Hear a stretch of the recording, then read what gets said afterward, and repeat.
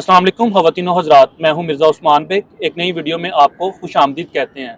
आज कौमी तराने के खालिक अबू अल असर हफ़ीज़ जलंधरी साहब की बरसी मनाई जा रही है।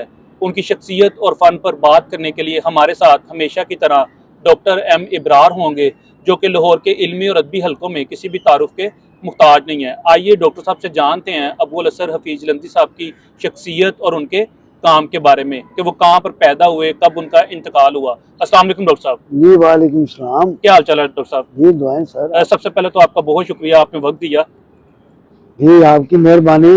आप बुलाते हैं और आप जो वीडियोस बनाते हैं वो बड़ी मकसदी वीडियोस होती हैं और उसमें जो है वो हम कोशिश करते हैं कि आपके सवालों के भी जवाब दें और जो एक पूरा पैकेज है मालूमात का वो हम जो है फराहम करने की कोशिश करते हैं। अच्छा, जैसे मैंने जिक्र किया कि आज कौमी तराने के खालिक हफीज जलंधरी साहब की बरसी है, तो उनके बारे में बताइए, उनकी पैदाइश कब और कहाँ पर हुई?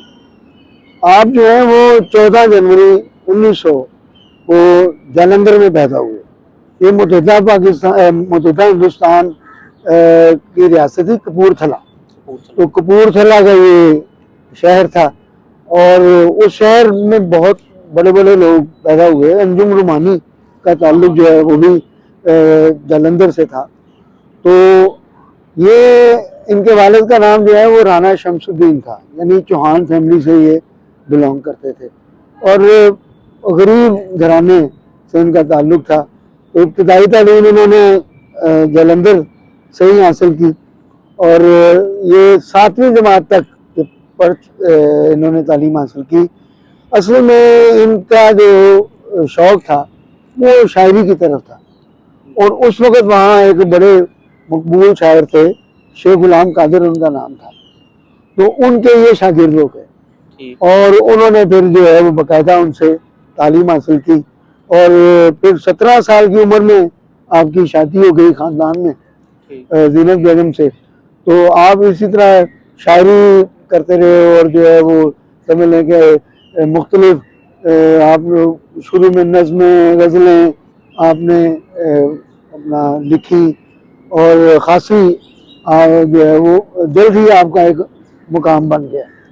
तो फिर आप जानते हैं, जिसने आपने इंट्रो में कहा कि कौमी तराना जो है वो इन्होंने लिखा। तो कौमी तराना देखेंगे, इसकी दिलचस्प मालूमात ये है कि पहले छागला साहब ने इसकी मौसीकी बनाई थी, धुन बनाई थी और ये फारसी में है। और फिर इसके साथ साथ जो कश्मीर का हमारा आज़ाद कश्मीर का वतन हमारा आज़ाद कश्मीर, वो भी इन्होंने लिखा है। वो इनकी तो सबसे बड़ी कंट्रीब्यूशन है वो तो शाहनामा इस्लाम। और शाहनामा इस्लाम जो है वो, क्योंकि ये शुरू से ही बड़े पुख्ता शेर कहा करते थे, तो वो जो इनके उस्ताद थे गुलाम कादिर साहब, वो उनको शुरू से अबू असर कहा करते थे कि यार तेरी जुबान में या तेरे अशार में जो है वो असर बड़ा असर। अच्छा, ठीक है। और वो शाहनामा इस्लाम जो है वो उसके ऊपर यानी वो हो गई, अच्छा मोहर सब तो गई कि शाहनामा इस्लाम जो है वो इतनी खूबसूरत इनकी जो है वो तस्नीफ और इतना खूबसूरत इनकी काविश थी कि वो उनको शोहरत मिली। बिल्कुल। अच्छा, जैसे वो आपने जिक्र किया कि उनकी पहली शादी तो 17 साल की उम्र में होगी। हम लोग ज़ाती ज़िंदगी पे, जैसे आपने मेरे साथ कई वीडियो की हैं, 100 से ज़ायद होंगी, हम लोग कभी भी ज़ाती ज़िंदगी पे बात नहीं करते, लेकिन मुझे इनके मुतालिक ये बात बड़ी अच्छी लगती है जब हम लोग इनके मज़ार पे जाते हैं ना। वो भी मैं आगे चल के बताऊँगा, जो मीनार पाकिस्तान में इस वक्त वाक़या है। तो बाहर एक जो स्टोन लगा हुआ है, जो हम लोग कहते हैं मालूमाती तख्ती लगी हुई है, उसके ऊपर उनकी वाहिद शख्सियत मुझे लगी लाहौर की, जिनकी तीनों बेगमात के नाम लिखे हुए हैं उस पर। वरना हालांकि आपका मजहब एक चीज़ का इजाज़त देता है अलावा, लेकिन माशरा आज भी उस पर तनकीद करता है या इजाज़त नहीं देता। तो वो तीनों मुझे बड़ी वो अच्छी लगी कि इनकी पूरी जो लाइफ हिस्ट्री है ना वो स्टोन के ऊपर लिखी हुई है। और एक और मैं अपने नाज़रीन के लिए बड़ी इंटरेस्टिंग बात बताता चलूँ कि जो उनकी जो तदफीन है पहले मॉडल टाउन में हुई थी। बिल्कुल अमानतन उन्हें यहाँ पे दफनाया गया था। इनकी जो रहाइश है, जो कोठी है, वो अभी भी कहले मॉडल टाउन में वाक़, वहाँ पर इनकी बेटी रहती हैं। बाद में इनकी शान शान मतलब एक मकबरा बनाया गया। अगर हम लोग का आप कभी मीनार पाकिस्तान आपका जाना हो, बादशाह मस्जिद, तो मीनार पाकिस्तान में एक बहुत बड़ा अहाता है जहाँ पर एक बड़ा खूबसूरत सा छोटा सा वो बनाया गया मज़ार इनका, और वो सारा एक गेट वे बनाया गया और मकबरा तमीर किया हुआ है। तो डॉक्टर साहब आप कोई बात बताएं हमें और मजीद हफीज नहीं, जलंधी साहब के इनकी बारे ख्वाहिश थी हफीज जलंधी साहब की कि जहाँ अल्लामा इकबाल का मज़ार है ना, में। जी जी वहाँ उसके करीब जो है वो क्या है इनका बना है। तो ताकि जो है वो जो इकबाल को जब विजिट करे, तो इकबाल चूँकि हमारे कौमी शायर थे, बिल्कुल तो हफीज जलंधरी जो है चूँकि उन्होंने कौमी तराना लिखा, तो इनकी अहमियत जो है वो भी कोई कम नहीं है।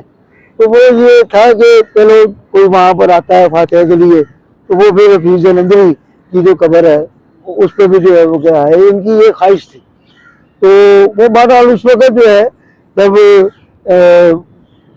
हुकूमत जो है वो फौरी तौर पर ये कर नहीं सकती थी, तो फिर ये फैसला ये किया गया था कि यहाँ पर जो है मानतन इनको दफन किया जाए, फिर इनका जैसे खाकी जो है वो यहाँ ले आए। बिल्कुल तो वो फिर यही हुआ। तो हफीज जलंधरी ने, जिसमें मैंने कहा कि गज़लें भी लिखी, इन्होंने गीत भी लिखे, इन्होंने नज़में भी लिखी, और इनका वो एक गीत बहुत मकबूल हुआ, अभी तो मैं जवान हूँ, अभी तो मैं जवान हूँ। और वो मलका पुखराज की भी शोहरत का बाइस बना। तो मैं ये समझता हूँ कि गुलूकार जो होता है ना, उसको जो है वो उसकी अपनी सलाहियतें तो ज़रूर होती हैं, लेकिन अगर उसको एक अच्छी चीज़ मिल जाए, अच्छी यानी कांटेक्ट मिल जाए, तो वो जो है ना वो क्या है, वो ज़रा ज़्यादा अपील करता है।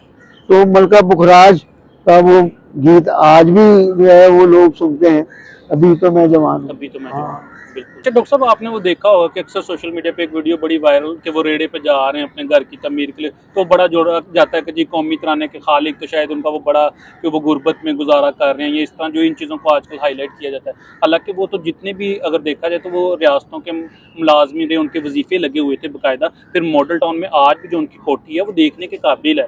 मतलब वो जो मैंने जब अपना कॉलम लिखा था उसमें वो लिखा है। तो इस बारे में आप क्या बात करेंगे? फिर अक्सर क्या कहते हैं, आपने देखा होगा अभी हमारे अलहमरा में अभी पीछे एक तकरीब हुई, तो जगन्नाथ आज़ाद से उनकी तस्वीर लगा दी जाती है हफीज जलंधरी समझ के। तो इस बारे में आप क्या कहेंगे? ये तो इंतजामी गलती है, ठीक है, वो गलतियां हो जाती हैं, वो अगर आप निशानदेही कर दें तो वो उसको यानी कि दुरुस्त कर देंगे। तो दूसरी बात ये है कि देखिए शायर जो होता है ना, उसकी थोड़ी सी अवामी तबीयत होती है, ठीक है, वो बेंच पे बैठ कर गोलगप्पे भी खा सकता है, बिल्कुल वो किसी आम आदमी के साथ बैठ कर जो है यानी गपशप भी लगा सकता है।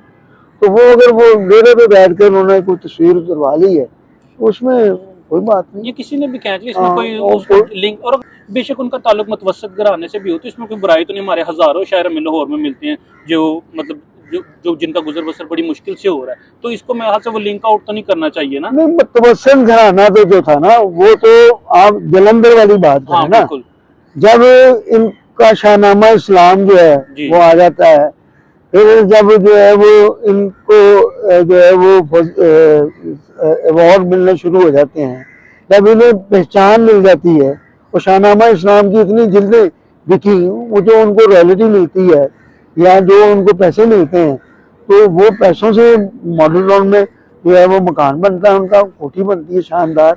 फिर उनका जो है वो समझ लें कि वो कसीरे औलाद थे, ठीक जी है, वो औलाद को भी जो है वो क्या है उन्होंने पाला, सारा कुछ किया।